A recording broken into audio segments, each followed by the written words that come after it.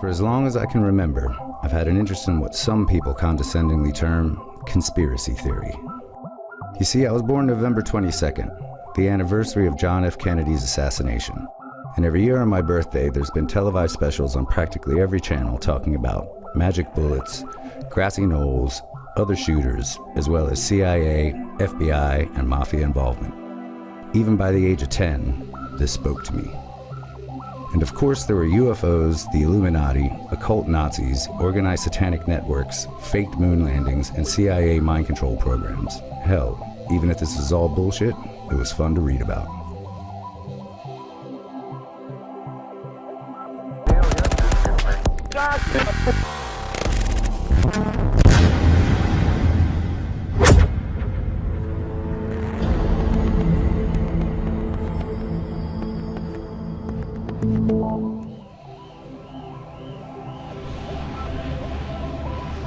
It was in 2000 that I first discovered David Icke's book, The Biggest Secret.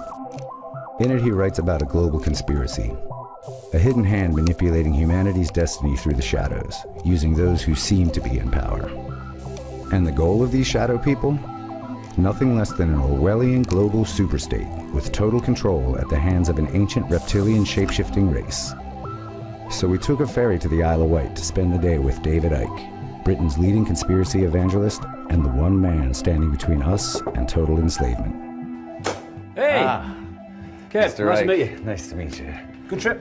Yes, it was. Welcome to my abode. There's not much to see, but I like it. What do we got here? Well, this is things that I've collected over the years. This is fantastic. Someone in Hawaii actually painted this. This is what the painting is. This is the original of the front cover of my last book, Human Race, Get Off Your Knees, The Lion Sleeps No More. And I asked my great friend, an artist called Neil Haig, to paint this picture for me with particularly those eyes. And that's humanity saying, no more, enough. No more little me, we're not having it anymore. In 1991, David Icke didn't believe in secret shape-shifting lizard fascists. He was a television celebrity. After arthritis had ended a promising career in football, he'd become a broadcaster.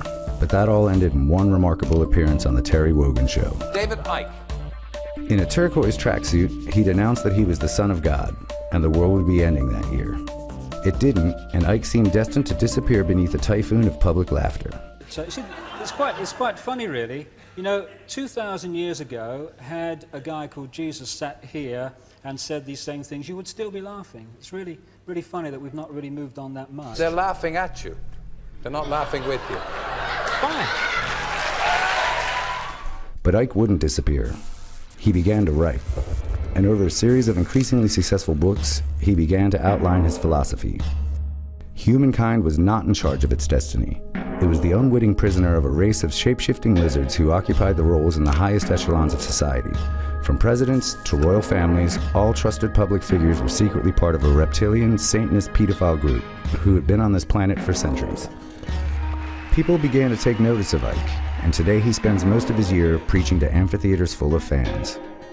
He's still making startling revelations, and recently he declared the moon to be a hollowed-out planetoid space station from which our minds are controlled.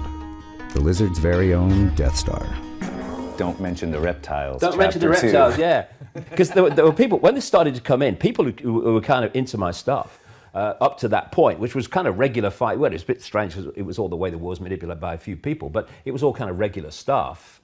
And then I came across with this stuff, and it was Get it out of the way. Don't mention the reptiles. They'll just laugh at you again. I said, I know, but I've seen enough and heard enough to believe that it's real, and so I say it.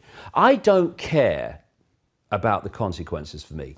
Are you frightened? No, I'm not. I don't care, because the consequences for the world and my children and my grandchildren and everyone else's of humans not intervening in this process that's going on now ever more quickly, are that we are condemning our children and grandchildren, indeed ourselves. It's that close to a world that George Orwell so massively understated. Can we have a look at where the work gets done, where it all happens? This is where it all happens, and as you can see, it's really small. It is really small.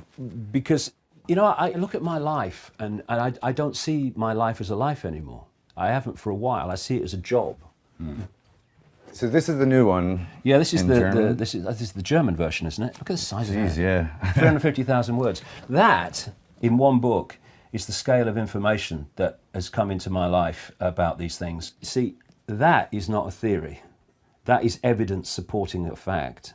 What was like the first book that really struck you? Because I know there was a couple for me, but you're familiar with Robert Anton Wilson? And I just liked it because it was funny and it tied a lot of points of interest together. And he sort of pointed me in different directions, even though he wasn't really a conspiracy theorist trying to say anything.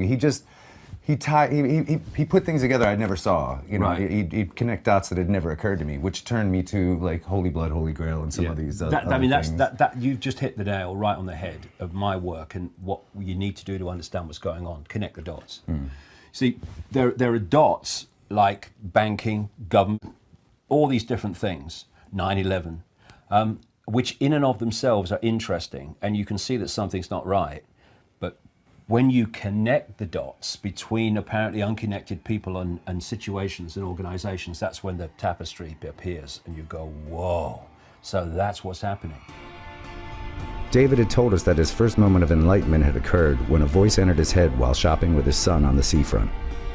This is the newsagent I told you about, where basically it all started. I was walking along here and I walked in this door and turned to where Gareth was reading his Spin Train books, and this is where it happened, just the other side of this door, where I'm like, what's going on? Go and look at the books on the far side. What? And that's where it started, 1990, March 1990. And I never thought it was going to lead where it has, but it has. Yeah. Well, it's a great beginning. Platform fun. In simple terms, there is a predator race which take a reptilian form. They're feeding off humanity. They've turned humanity into a slave race. They demand human sacrifice. That's where Satanism comes in. They feed off human energy, particularly feed off the energy of children. David's latest revelations have been about the moon. Far from a lump of benign rock orbiting us, it is in fact an artificial construct, a gigantic spacecraft, probably a hollowed-out planetoid. It is from the moon that the nefarious Illuminati manipulate the collective human mind, warping our perception of reality. I'm saying it's broadcasting something, that it acts as a blocking frequency that stops us seeing and perceiving things that we would normally perceive. That is creating what I call the moon matrix, or the Saturn moon matrix, and it's basically having the effect of the fake reality in the Matrix movies. I guess that makes David the Isle of Wight's very own Neo.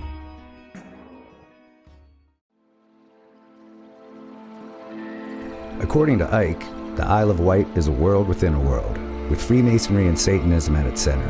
The ancient ley lines scoring the landscape make it a powerful spiritual hub. I think the plan is he's going to show us this stone, which is part of a old stone circle. It's the main one where apparently satanic rituals happen on a regular basis. So this is a place here then where you think these rituals, these rituals. These rituals definitely go on at this place up here. Is this? It's called the Long Stone. In fact, there's two stones. One's on its side and one's standing up, and it's a beautiful walk this direction. Let's go. After you. Cheers, mate. It opens out eventually, and you get a fantastic view. It's interesting when you look at the traits. This is mainstream science. When you look at the traits of what we call the reptilian brain, reptilian genetics, which we all have, one of the traits is an obsession with ritual. So when you look at all the pomp and ceremony of the royal family, you know, with Buckingham Palace and all this stuff, and all the ceremonies and the guards and the horses and the colours, you're looking at ritual. But you say that the people that actually live on the island are part of this. There are people, there's a network on the island that are... big time. I mean, the Isle of Wight is a beautiful place, and if you pick up the higher levels, the vibrational levels of it, it's a very pleasant place to be. But my goodness me, there is a network of Freemasons, Satanists, and pedophiles that run this island. And this is they run its police, government, the government, oh, everything. So we're almost here at the top. Oh, See nearly. there it is. The long stone. There we go. It's funny, you know, you come on a day like this. It's a nice day, and there's families around, and you see these stones. You could see these on May the 1st, Halloween, that kind of, in these ritual periods of the year. And you'd be a totally different story. You would see something very different. So Yeah. this is the center point of this energy then, Yeah. that they're trying to tap into. What they would do, among many other things, you'd have them in their robes and hoods all around here, and you probably have, you would have the sacrifice on the slab This is here. the altar. This is their altar, yeah. And what they're doing, it's horrible, but let's get the truth out. What they're doing is manipulating the sacrifice. The sacrifice knows the sacrifice is coming, and who's going to help them? Look, Right. at midnight or something. No one. And what they then do is they sacrifice the victim, and they drink the blood immediately, which has this chemical substance in it, and they go crazy. I mean, you know, I've talked to people who've been at these rituals, and how once the sacrifice happens and the blood runs, these people go crazy with blood.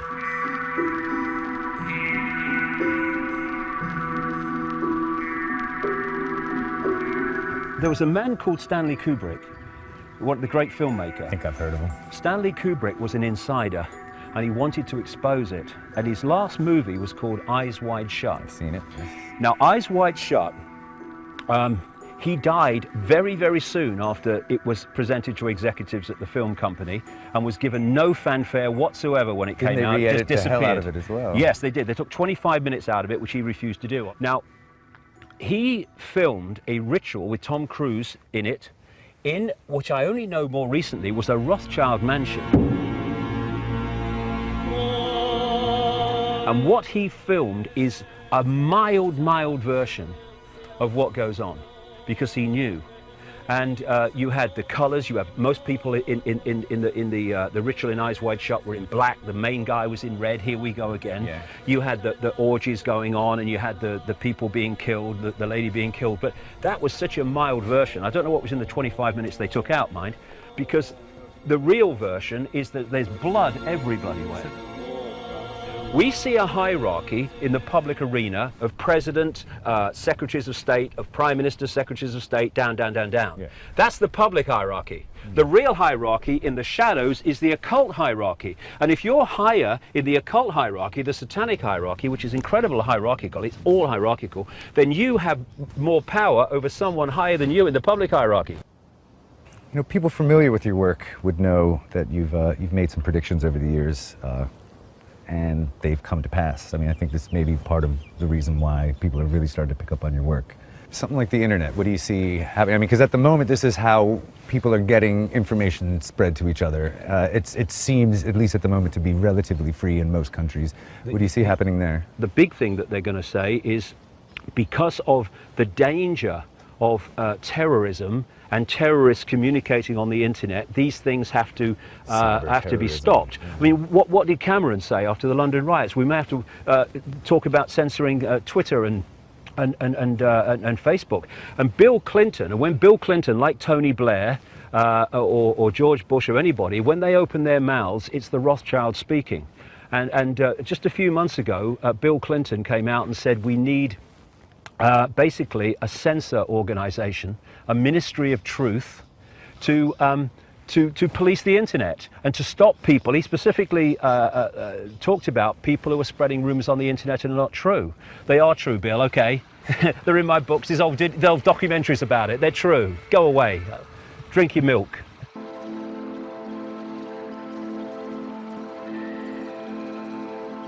Do people just turn up at your door, though? I'm sure you have fans that Well, they find do. out where... Yeah, I hope they're not fans. I hope they're not followers or they're not listening. But yeah, I have people come quite a lot, from time to time. I'm a very private person, you see. It's one of the strange things about my life, really. I guess you call it a paradox, but I suppose it is, really. And that's that almost everything I've done in my life has been a public profession. I was a footballer. Then I became a journalist and a television presenter. Then I was a national spokesman for the Green Party. Then I did this, of course. And yet I'm an incredibly private person. And I talk to thousands at an event, and I love it. I just love being there. It's like being in another reality. There's a massive interaction going on energetically between the audience and me. You feel what humanity is behind the programming and behind the false sense of limitation and I can't and little me. You feel the true magnitude of what we are coming off the audience. What we need is not compliance, we need a non-comply dance. Where we beat to a different drum and we dance to a different drum. Where we refuse to acquiesce to this control system that seeks to enslave us even more than it already has. Non-comply dance. Do this, comply! No. No. Enough! It's time to fly. It's time to fly. Thank you very much. Thank you. It's funny, Kev, you brought me here, and it's kind of a real strange, kind of spooky, kind of surreal feeling, because I used to stand here. I was a little boy. I could just about see over the top of this bloody fence. Same fence, I think it is anyway, repainted. And I used to watch the steam trains come up, and I wanted to be a footballer, and I wanted I love steam trains and all the rest of it. And nearly 60 years later, I'm standing in the same spot, and I've been talking to you about a moon bloody matrix, shape-shifting reptilians, a few families run the bloody world. I mean, whatever happened to you? Just keep watching the steam trains. All the trouble you've got me into. And it's just a strange where life goes. You never know where it goes, so all you can do is enjoy the moment. And I love this moment when I was watching them steam trains. I was in my heaven. And standing here, I'm in another kind of heaven, because given what happened 20 years ago and many years after that, I was ridiculed in the street, called a nutter, and I couldn't fill a phone box. And now suddenly it's so different. It just shows that if you keep walking and believing what you're doing, then something comes out the other end, and it's just beginning to. Even within conspiracy circles, David Icke is a controversial figure. Many view him as a harmless eccentric, while others claim he must be an agent provocateur, discrediting conspiracies by mixing documented fact with wild allegations of rapist reptilians and their artificial moon base. Maybe they're just jealous. Icke has sold over 20 million books worldwide, while his website is an iconic forum for the global esoteric community with over 4 million views a month. So this is David Icke, visionary, multi-million selling author, global icon, one-time messiah, former goalkeeper, and the single greatest threat to the lizard apocalypse. Good luck, my friend.